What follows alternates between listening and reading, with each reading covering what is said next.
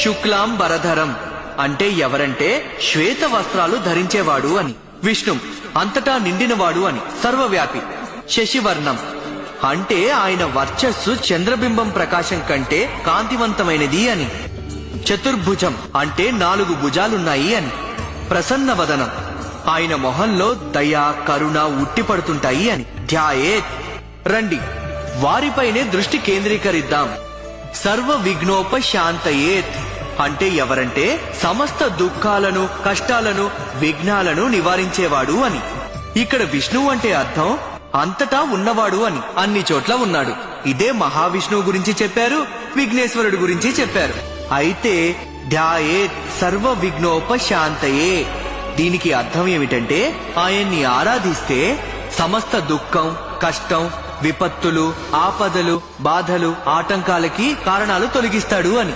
ఇవన్నీ